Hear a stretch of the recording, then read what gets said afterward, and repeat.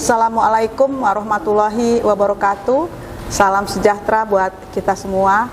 Bersama saya Diah Pramati dari KBA News. Pemilu 2024 masih beberapa bulan lagi, namun aromanya semakin menyengat. Skenario apa yang akan terjadi setelah P3 Pak Mardiono secara resmi mendukung Ganjar Pranowo yang diusung oleh PDI Perjuangan untuk maju sebagai calon presiden. Di samping saya, Ketua Umum Forum Kabah Membangun, Pak Habil Marati. Assalamualaikum Pak Habil. Waalaikumsalam, Bu Diah, apa kabar? Sehat? Baik, Bapak alhamdulillah. Sehat. Sehat. Oh, alhamdulillah. Alhamdulillah. Masih semangat terus ya Pak ya? Iya, harus tetap semangat. Oh gitu ya Pak. Tetap semangat. Tetap semangat. Dan optimis Pak. Pak Anies maju ya Pak. Tetap semangat dan optimis memenangkan Anies Rashid Baswedan sebagai presiden terpilih 2024. Baik, Pak Habil, kita sudah tahu bahwa P3 Pak Mardiono secara resmi sudah mendukung bakal calon presiden Ganjar Pranowo yang diusung oleh PDI Perjuangan untuk maju sebagai calon presiden, ya Pak. Nah, untuk untuk FKM dan KIB sendiri, apakah optimis gerbong akan banyak ke Pak Anies? Pertama saya mau klarifikasi. Tidak ada P3 Mardiono ya. P3 itu cuma satu, yaitu P3 yang difusikan tahun 1973 ya. Jadi istilah P3 Mardiono itu perlu diklarifikasi, tidak ada ya. Mungkin P3 di bawah PLT Mardiono ya. Sekira betul ya, masyarakat khususnya masyarakat Partai Persatuan Pembangunan di akar rumput maupun yang ada di kelas menengah maupun ada di pesantren-pesantren dan santri-santri maupun ada di masyarakat simpatisan P3 sangat kecewa dan mengecewakan keputusan yang diambil oleh Dewan Pimpinan Pusat Partai Persatuan Pembangunan di bawah PLT Mardiono. Meskipun kita pahami bahwa PDIP tambah P3 itu tidak ada masalah.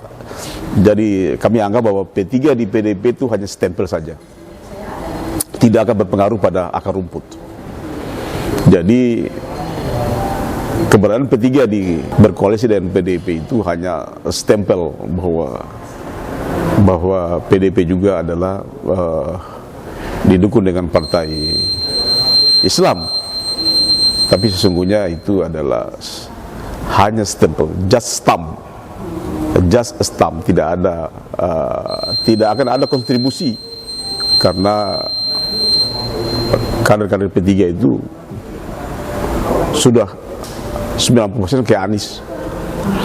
Saya kira susah itu mau dibalikkan fakta itu ya. Faktanya memang Anies, kader P3 kayak Anies. Itu yang terjadi. Dan saya sudah keliling kemarin itu. Itu yang saya pahami. Dan saya lihat dan saya mendengarkan. Ini bukan noise, ini bukan rumor, tapi ini fakta. 90% Pak? Iya.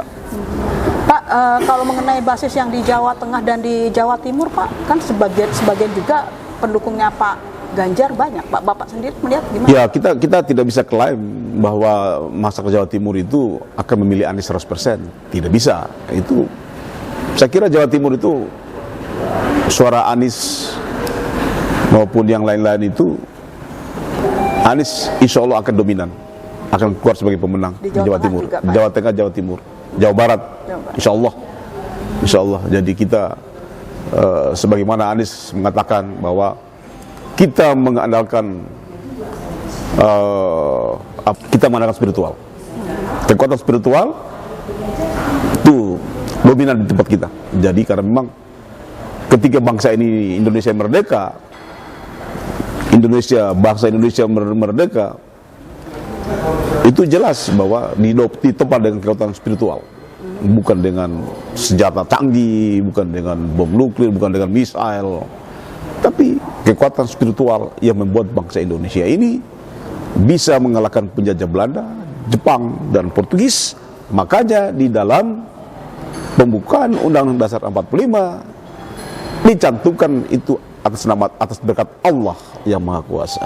Itu oleh karena juga itu kita juga mengharapkan berkah dengan cara kekuatan spiritual untuk bangsa Indonesia yang besar ini. Bagaimana kita menyatukan bangsa Indonesia dengan kekuatan spiritual, itu yang paling penting. Jadi bangsa ini tidak bisa dipersatukan oligarki. Justru oligarki itu memecah belah bangsa. Jadi kekuatan spiritual mampu mempersatukan bangsa Indonesia. Kalau KIB, teman-teman dari Golkar yang bergabung di KIB itu ya solid ke Anies, baik Go Anies maupun Amanat Anies. Ya, jadi soal strukturnya partai lain saya nggak bisa komentar karena itu urusannya struktur. Tapi saya bicara P3 bahwa saya disayangkan dan itu tidak produktif P3 ada di mendukung Ganjar. Dengan deklarasinya kemarin itu Amanat Indonesia ya Pak, itu kan bagian dari kuning, hijau dan biru Pak, khususnya yang dari konstituen PAN ini Pak ya. Nah, Bapak kan juga melihat sepertinya apa juga Pak yang sedang terjadi, sementara kan dari akar rumput konstituen kan mereka tetap hatinya ke Pak Anies. Apakah ada semacam pemaksaan dari struktural Pak, seperti halnya P3 gitu kan? Oh enggak. Deklarasi Amanat Anies tanggal 7 kemarin itu memperkokoh kader-kader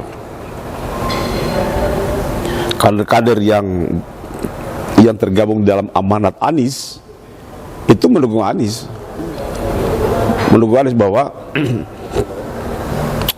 kader P3, kader Go Anies, kader Amanat Anies itu adalah kesadaran hati, kesadaran intelektual untuk menyatukan pilihannya kepada Anies.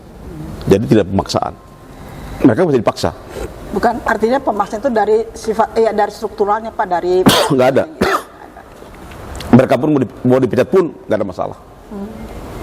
Pak, dari FKM sendiri Pak, apakah Bapak pernah berkomunikasi dengan P3 Pak yang di struktural mengenai keputusan? Nggak perlu.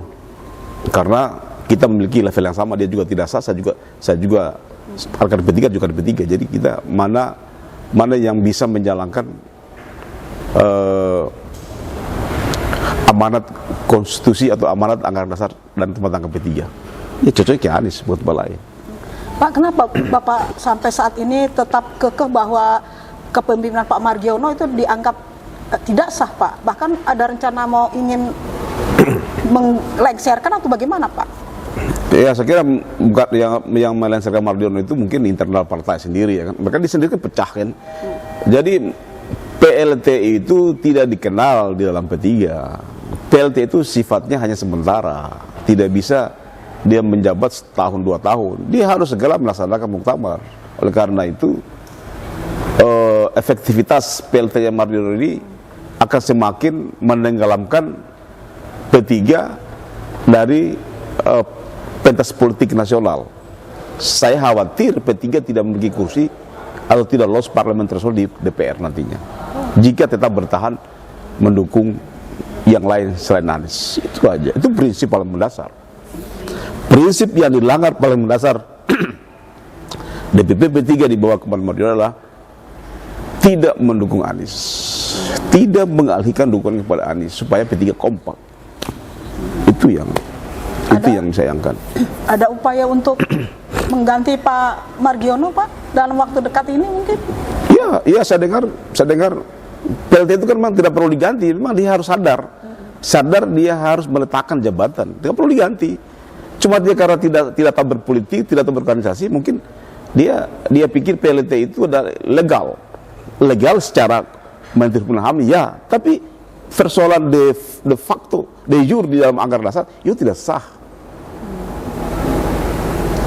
Itu yang terjadi gitu. Jadi tidak perlu dilengsarkan, itu otomatis lengser sendiri karena tidak legal.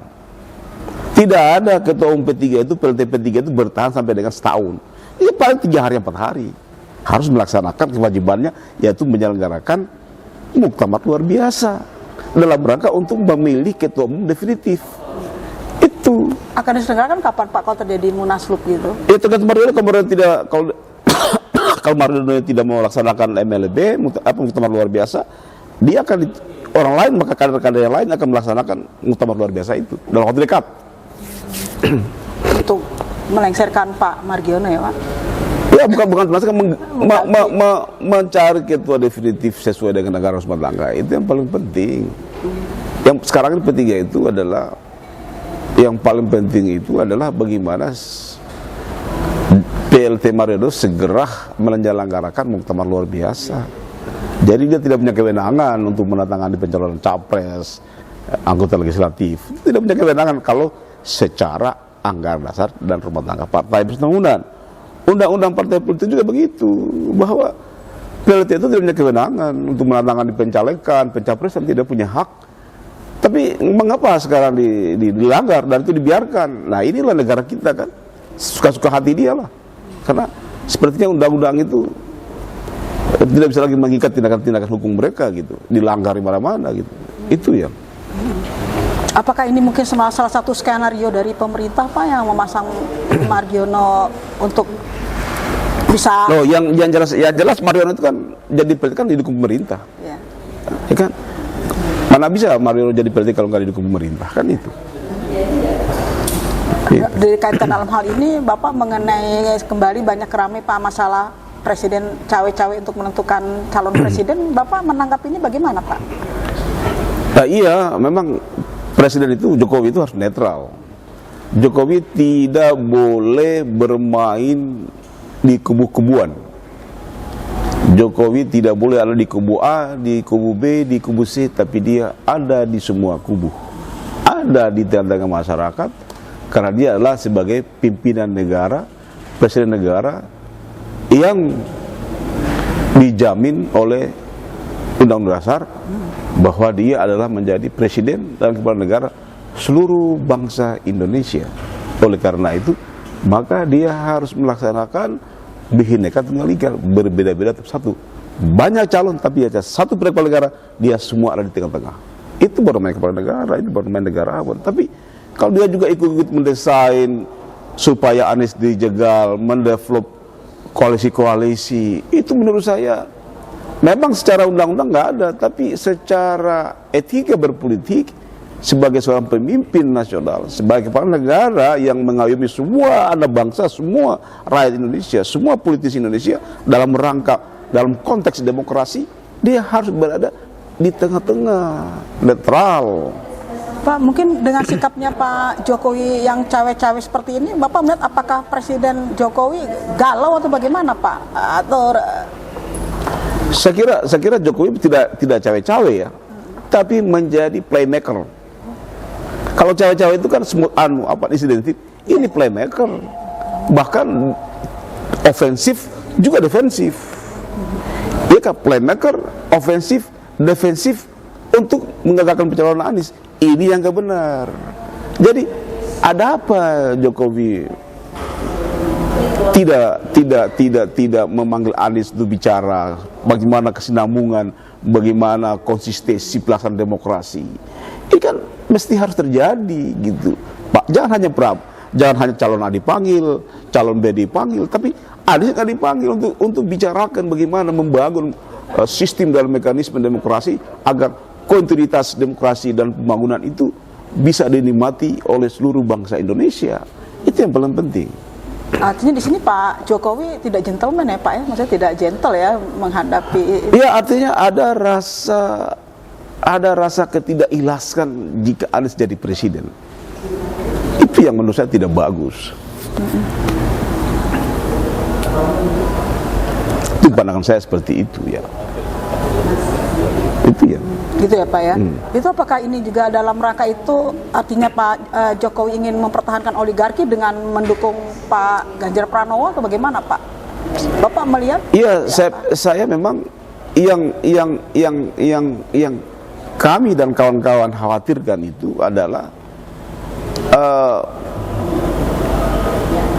keberadaan oligarki yang masuk pada sistem demokrasi dan partai politik.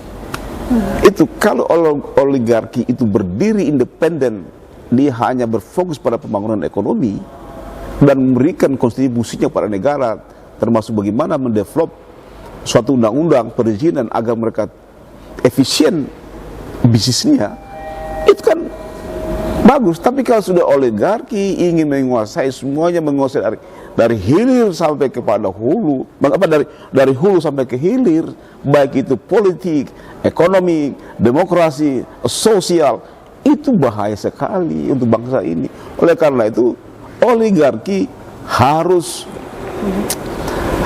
diberikan, di breakdown, mana hal-hal yang kau tidak boleh masuk, mana hal-hal yang kamu boleh kerjakan. Itu yang paling penting.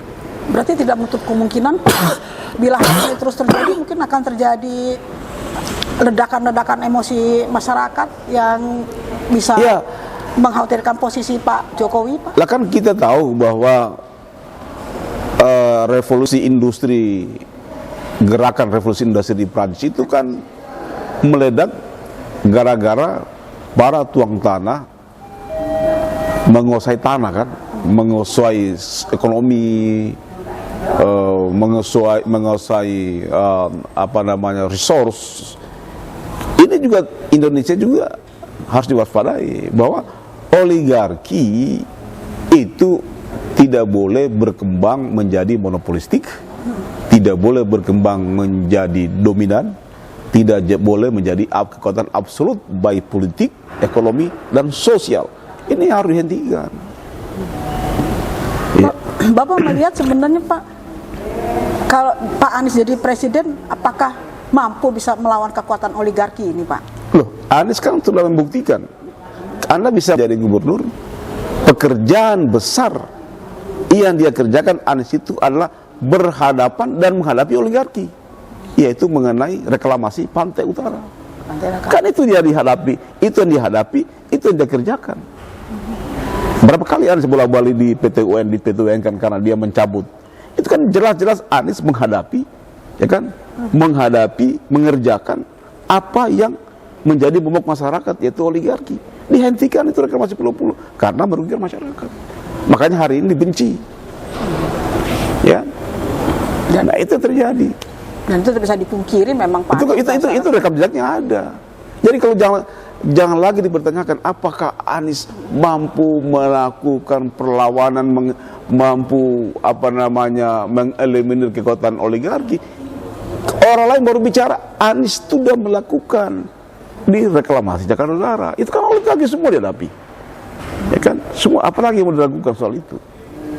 Jadi komitmen, mendeliver komitmen Anies terhadap untuk keadilan masyarakat, kepentingan masyarakat, kepentingan hajat hidup banyak, dia adalah orang yang bisa dipercaya dan dia mampu melakukan itu. Pak, ini kan kalau berkaitan dengan kita berhadapan dengan oligarki yang punya kekuasaan luar biasa, apakah juga tidak menutup kemungkinan misalnya akan terjadi, mohon maaf, seperti mungkin kayak kasus Trisakti, misalnya penembakan? Oh enggak lah, jauh. Oligarki tidak bermain seperti itu. Oligarki itu hanya dominasi di bidang ekonomi dan dia juga menjadi mengfeeding partai-partai politik untuk memilih presiden apa yang diinginkan oligarki. Ya kan? Makanya oligarki itu kenapa benci Anies, kenapa partai-partai politik yang berkolaborasi dengan oligarki membenci Anies. Ya kan, mengapa tokoh-tokoh masyarakat yang dekat dengan oligarki, punya keuntungan dari oligarki, memiliki kepentingan oligarki membenci Anies. Karena Anies benar-benar orang yang dapat dipercaya, orang yang mampu untuk menghentikan dominasi oligarki. Tapi Pak, Bapak tidak melihat apakah nanti ketika terjadi kampanye, kan ini masa kan saling berhadapan Pak ya, dengan masing-masing kandidat calon presiden masing-masing.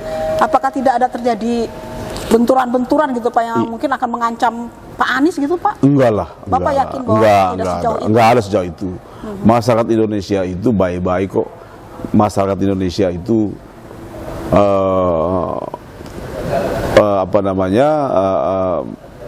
ya masing-masing mempertahankan dukungannya, calonnya, tapi gesekannya itu kecil. Itu tidak, nggak ada masalah. Kita tuh ini kan baru bukan pemilu pertama yang kita alami, sudah berkali-kali, jadi itu biasa aja. Jangan menjadi momok, itu tidak masalah. Artinya kalau terjadi susupan itu enggak akan susupan itu kan ada keamanan, ada polisi, ada TNI yang bisa mendeteksi dan menghentikan itu. Saya kira enggak. Ini demokrasi. Itu kita demokrasi, kita bikin rileks, kita bikin senang menghadapi demokrasi ini. Ayo kita berileks, mari kita berdemokrasi secara nyaman dan gembira. Mungkin kembali sekali lagi Pak mengenai FKM ya Pak ya. Strategi apa sih Pak yang dilakukan oleh FKM untuk memasarkan Pak Anies Pak? Ya strateginya banyak lah, kita bikin itu TPS 50, tim pekerja elektoral 50, sudah jalan itu kan. Kita jalani dalam rangka Jawa Timur, Jawa Barat, Jawa Tengah, dalam rangka untuk memasarkan Anies. Saya kira apa yang kami laksanakan dan kerja sekarang itu hasilnya insya Allah bagus dan disambut dengan masyarakat. Artinya Bapak, kita optimis gitu Pak ya Pak? Sangat optimis. Tidak hanya optimis, kita optimis karena kita bekerja dan ada ukuran-ukurannya keberhasilan itu, dan itu kami monitor terus. Pak, mengenai sikap FKM Pak Ganjar yang video porno, Bapak gimana Pak? Itulah makanya saya bilang kan kita ada undang-undang pornografi. Kalau saya nonton film porno itu salah saya di mana? Coba, saya dewasa, bener nggak sih? Kamu ngapain? Kamu kencing belum lurus aja kok ikut angkatan. Undang-undang pornografi itu kan melarang orang menyebarkan konten-konten pornografi, dilarang melaksanakan pameran-pameran aurat di publik. Nah sekarang kalau orang nonton film porno dan dia menyatakan dia suka nonton porno, berarti nanti ada undang-undang atau peraturan-peraturan yang mewajibkan bisa nonton porno, kan repot kita. Yang bahaya nanti jangan sampai ada kebijakan kalau dia senang nonton film porno, maka dia ada kebijakan bahwa semua masyarakat Indonesia seminggu sekali nonton film porno, kan celaka. Ini kan habitat, tidak bisa gitu kan, karena dia telah mengumumkan di publik bahwa dia suka nonton film porno, itu kan sama saja men-announce di publik. Itu mestinya kata-kata itu tidak bisa di publik. Itu harus cukup di ruang-ruang gelap, di ruang-ruang sembunyi, privat. Bapak melihat sosok Pak Ganjar yang menyukai film seperti itu sebagai Waduh, saya tidak komen. Saya tidak pernah melihat dia nonton film porno gitu. Yeah, Tapi kan saya lihat dia ngomong sendiri di Kobuster podcast itu bahwa dia suka, apa salahnya? Nah, saya juga kalau dia mengatakan apa salahnya, di mana salahnya nonton porno? Saya juga mengatakan, saya juga bisa menuduh bahwa jangan-jangan you jadi presiden, ala juga seminggu sekali mewajibkan para Indonesia untuk nonton film porno. Itu bisa juga mengatakan begitu, ya kan? Orang bisa mengambil kesimpulan kayak begitu loh. Ini pikiran-pikiran saya seperti begitu. Saya mestinya kata-kata itu tidak boleh keluar kepada politisi, publik figur. Nggak boleh. Itu. Artinya cukup diam aja Pak ya, dia pribadi aja. Nah, itu privacy. Anda harus katakan itu kepada teman-teman Anda. Jangan publish. Itu publish Anda sebagai tokoh politik, itu second Anda itu bisa ambil kesimpulan melegitimasi itu loh. Sekarang mengenai bola ya Pak ya. Bola yang Pak, Bapak kan salah satu penggagas Serikat Masyarakat Bola Indonesia ya Pak ya. Bisa Bapak ceritakan Pak ya. Apa ide itu Pak? Jadi saya ini di zamannya Nurdin Halid, Ketua PSSI, saya adalah salah satu anggota Direktur Pengembangan Infrastruktur Sepak Bola Indonesia. Kemudian setelah itu saya juga diangkat menjadi Wakil Direktur BWSI, Badan Perwasitan Indonesia. BSI, Badan Perwasitan, BVSI kan. Ketuanya Pak Ike Manila yang sekarang ada di Nasdem. Di zamannya Robi Johan, dari konflik PSI, saya ditunjuk menjadi manajer timnas manajer timnas sepak bola nasional dalam rangka Piala AFF, ya, yang berlangsung di Vietnam maupun di Malaysia. Waktu itu SBY presidennya. Nah, SBY pada waktu itu lewat ajudannya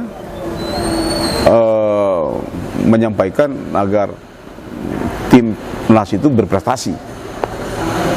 Dan ada dua hal yang saya kerjakan, yang dikerjakan oleh PSI maupun timnas. Pertama adalah menaturalisasi pemain-pemain keturunan Indonesia yang ada main di Liga Belanda, kan? Maka muncullah itu namanya Diego Michel, Diego Michel, Benny Verboekelin, ada Ivan Bahdim, ada Toni Kusel, ada Stefano Lillipali. Itu adalah saya rekrut dan saya naturalisasi di era SBY, dan itu naturalisasinya cuma 3 hari jadi. 3 hari. Itu saking SBY-nya cintanya bola itu, saking SBY-nya itu ingin melihat timnas itu berprestasi gitu. Itu 3 hari loh dinaturalisasi. Dan itu presiden sendiri yang turun tangan. Naturalisasi kan harusnya urusan Menteri Hukum dan HAM. Iya. Itu 3 hari naturalisasi. Dan jadi SBY itu soal kepentingan nasional, speed, cepat sekali gitu, speed and confident dilaksanakan itu bagus, berhasil. Nah, jadi kita ada keprihatinan teman-teman mantan pengurus PSSI, mantan pemilik klub. Saya juga punya pemilik klub juga 2, mantan pemain nasional, mantan coach, mantan wasit-wasit pemegang lisensi C, A, dan B, ada semua di situ dia. Mantan supporter, penggemar bola, pengurus PSSI, pengurus Pemda. Itu saya diminta untuk membuat namanya SMB, Serikat Masyarakat Bola Indonesia. Ya, Serikat Masyarakat Bola Indonesia tujuannya adalah bagaimana Indonesia ini, PSSI-nya itu kuat, bisa melahirkan timnas yang bisa lolos pada prakualifikasi Piala Dunia yang akan datang. Ya kan? Itu pertama. Yang kedua, supaya tidak terjadi lagi mengecewakan batalnya Piala Dunia U20. Oh ya. Itu nggak perlu terjadi lagi. Di negara lain hanya terjadi kalau ada huru-hara politik. Tapi kan kita nggak ada huru-hara politik. Kok bisa itu terjadi? Nah, ini harus tidak boleh terjadi lagi. Nah, oleh karena itu teman-teman berpikir bagaimana kalau kita dirikan Serikat Masyarakat Bola Indonesia. Iya, alhamdulillah mereka bentuk. Di samping itu juga saya melihat pada Anies rasa usia 20 tahun bisa batal. Itu kan kasihan menurut Anies, kasihan masyarakat kita menonton bola, kasihan pemain-pemain sudah meninggalkan orang tuanya, meninggalkan sekolahnya hanya untuk membela timnas, tiba-tiba batal. Ini Anies sangat prihatin, Anies. Kan? Anies sangat prihatin. Oleh karena itu Anies ini bicara sama saya, beberapa bicara bahwa Pak Habib kan pernah jadi di PSSI. Iya Pak. Bagaimana caranya kita mengobati rasa kecewa masyarakat ini? Bagaimana caranya? Ya supaya ini diobati, supaya mereka ingin lihat pemain-pemain calon pemain Piala Dunia ini, mereka usia 20 itu kan akan transfer ke senior untuk ikut dalam Piala Dunia 2008 nanti. 2004 tahun 2018 ya kemarin Piala Dunia 2032 akan ada Piala Dunia. Nah, usia 20 tahun sekarang ini akan tadinya bermain Indonesia ini dalam Piala Dunia, itu akan menjadi pemain timnas negaranya di 2032. Nah, ini berarti kan cuma calon bintang ini. Ada bayangkan sih dia ada main dari Indonesia itu kan lawan main di sini tuh lupa siapa itu, ada grup apa grup itu kan pemain-pemain hebat. Nah itu bisa bayangkan tiba-tiba itu batal, mereka sudah berlatih setahun 2 tahun tiba-tiba batal. Ini Anies prihatin. Itu sempat disampaikan sama Bapak. Iya, kalau Anies prihatin dengan suasana di mana sangat menyakitkan bagi orang-orang tua yang telah lama meninggalkan anaknya untuk melatih, untuk menjadi pemain tim Piala Dunia 20 tahun, tiba-tiba dibatalkan. Sekolahnya pun sudah mereka tinggalkan. Nah, ditambah lagi masyarakat yang sangat punya kepentingan dengan usia 20 tahun ini. Penjual jersey, penjual merchandise, restoran-restorannya di lapangan. Ini kan semua mereka sudah bikin perencanaan, beli barang, beli modal ini untuk menghadapi jualan ini kan. Tiba-tiba hilang sekejap. Hanya persoalan manajerial, hanya persoalan skill kecil aja, kerikil kecil. Ini menurut Anies ini kerikil kecil, mestinya tidak boleh gagal. Nah, oleh karena itu Anies dalam pandangannya kepada saya mungkin Bapak, bagaimana kita menghibur masyarakat ini yang cinta bola ini agar jangan dikecewakan. Ya kan, saya mungkin dalam waktu dekat akan menghadap Anies Rashid Baswedan dan juga akan menghadap pada Ahmad Ali dari Wakil Ketua Nasdem. Iya, ya kan? Iya. Dalam rangka untuk merespon bagaimana masyarakat ini bisa terhibur dengan bola yang berkualitas. Maka saya telah membuat perencanaan yang sekarang kita rencanakan, meskipun ini belum berhasil. Ya kalau tidak berhasil tahun ini ya kita laksanakan setelah Anies jadi presiden. Ya kan? Kami tadi rencanakan bulan Juni, tapi itu tidak mungkin. Kami juga lagi Oktober, itu juga agak berat. Mungkin kami akan coba berbicara November. Tapi ini juga saya masih pesimis karena memang tantangannya berat. Ya, tantangan pertama adalah datang dari FIFA. Tantangan yang kedua PSSI Indonesia. Apakah setuju ini PSSI? Tantangan yang ketiga adalah pembiayaannya. Ya kan? Tapi kalau pembiayaan kita bisa atasi. Tapi tantangan yang paling berat itu adalah FIFA sendiri dan PSSI. Nah, kami di KIB itu sendiri, saya sudah ngomong juga di KIB itu bahwa KIB itu merencanakan untuk mempertemukan dalam rangka merespon supaya Anies itu bisa membaca bahwa rakyat ini kecewa dengan batalnya Piala Dunia, ya kan? Nah, saya kan bisa baca itu kan. Iya, nah, Anies ini kan Anies itu adalah orang yang tidak mengecewakan masyarakat. Iya. Ya, apa dikatakan selalu dia wujudkan gitu kan. Dulu kita bisa melihat bagaimana Formula E ditantang di sini, di Pibon di sini, dihalang di sini, di Vita. Akhirnya jangan. Itu is komitmen. Itulah menunjukkan Anies bahwa whatever the obstacle, Anies selalu melaksanakan deliver komitmen. Ya, apapun itu tantangannya, Anies selalu deliver tantangan itu. Dia buktikan itu Formula E jalan yang mulus kan. Nah, ini ada lagi yang menurut dia adalah mengobati rasa kecewa masyarakat terhadap tontonan yang prestisius usia 20 tahun itu kan sangat prestisius. Kenapa dikatakan prestisius? Karena usia 20 tahun ini akan nantinya menjadi pemain timnas di Piala Dunia. Nah, sekarang sedang kita merancang yaitu mempertemukan timnas Argentina dengan Maroko, ya kan? Untuk bertanding di Indonesia. Nah, tapi syaratnya kita minta kepada kita punya yang sekarang saya suruh konsultan ini.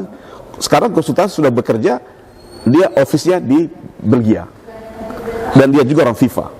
Sudah bekerja bahwa kita akan bertemukan timnas Argentina dan timnas Maroko, yaitu semifinal Piala Dunia di Qatar kemarin. Tapi saya bilang syarat yang kami minta adalah Messi harus ikut main. Dan mereka menjamin Messi akan ikut main. Yang kedua juga tim Maroko juga harus pemain timnas yang main di Maroko kemarin. Nah, ini sekarang sedang proses. Ini memang berat. ya berat. Tapi kita akan coba terus. Kalau misalnya tahun ini tidak bisa, maka kami akan wujudkan ketika Anies sudah jadi presiden, ya kan? Jadi nanti akan ada 4 tim, 1 Kroasia lawan Prancis, ini sama-sama semifinal di Piala Dunia kemarin ya. Kita akan pertemukan ini, ya kan? Itu kami kemungkinan itu Prancis Kroasia itu main di Jawa Timur, Surabaya, dan yang kemungkinan itu adalah Argentina lawan Maroko main di Jakarta, ya, ya. Kemudian Prancis lawan Argentina main di Semarang, Jawa Tengah. Ini a dream, mimpi gitu kan. Kami sudah coba ini, sudah bekerja.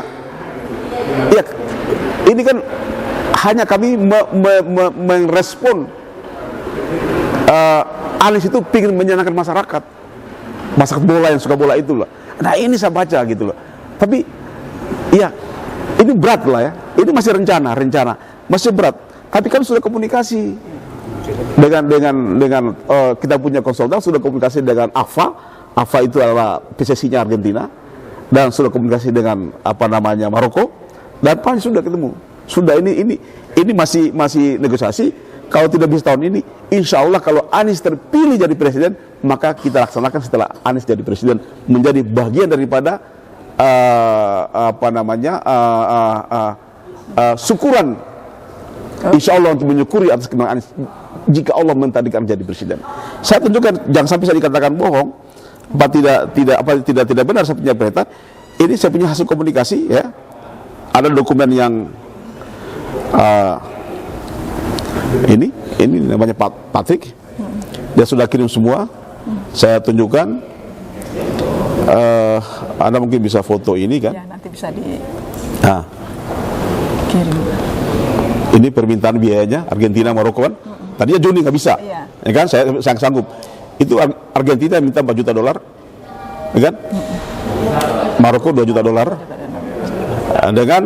dengan 70 orang rombongan. Jadi ini fixed cost. Argentina 4 juta, Maroko 2 juta. Mereka minta fee-nya 20%. Artinya ini komunikasi kita, konfidensial kan? Saya bersama Anda. Ya, terus yang kedua juga yang perlu menjadi, nah ini biaya yang diminta sudah. Argentina Maroko, saya nggak bisa kirim, jangan dikirim. Tapi tunjukkan aja gitu, bahwa kita ada progres, ya kan? Progres, dan komunikasi saya terakhir semalam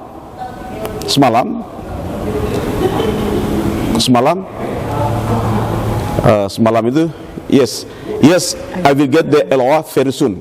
LOA itu letter of intent, kesediaan Argentina dan Prancis dan Maroko dan Kroasia bermain di Indonesia.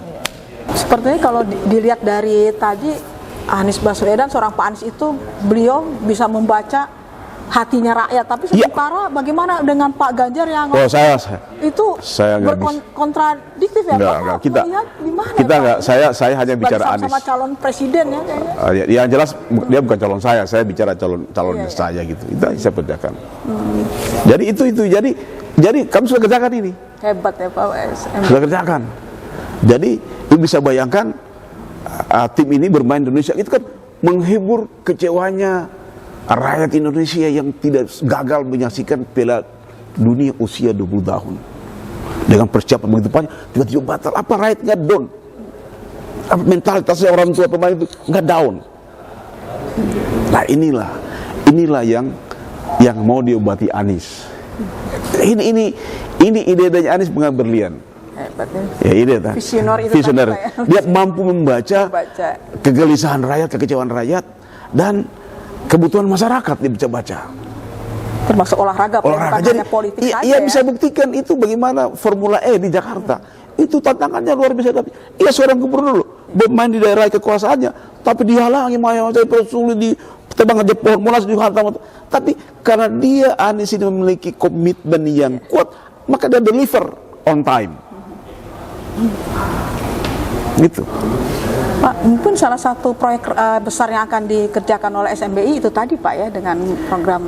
Ini bagian daripada saya menggunakan oleh KIB, tapi dikerjakan oleh teman-teman SMBI. Oke, baik kalau gitu. Terima kasih Pak Habil Marati. Mungkin Bapak bisa memberikan kata penutup untuk SMBI barangkali Pak, dan untuk Pak Anies relawan. Iya,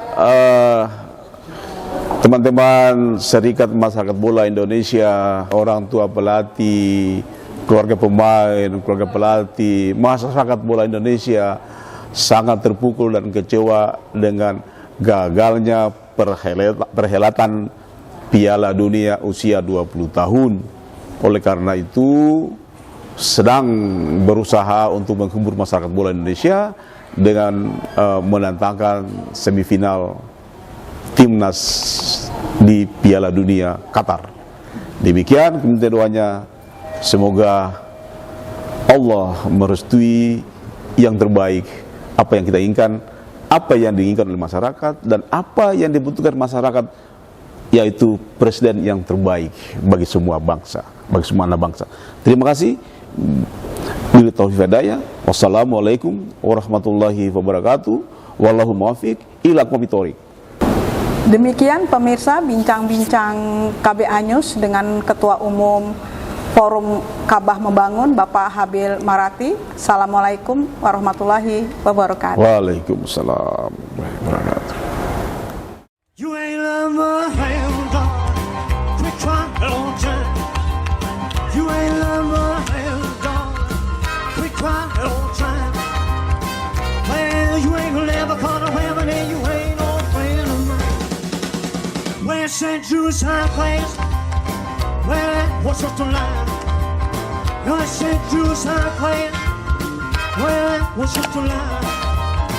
Well, you ain't gonna never call a woman and you ain't no friend of mine. You ain't love my hand, dog. Keep trying all time. You ain't love my hand, dog. Keep trying all time. Well, you ain't gonna never call a woman and you ain't no friend of mine.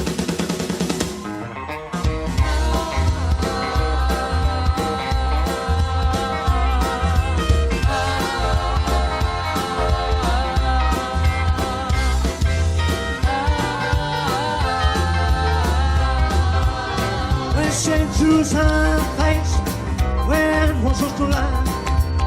No, St. Jude's high place, where was us to lie? Well, you ain't gonna never call a rabbit and you ain't no friend of mine. You ain't love my hand, dog. Quit crying all the time. You ain't love my hand, dog. Quit crying all the time. Well, you ain't never call a rabbit. You ain't no friend of mine.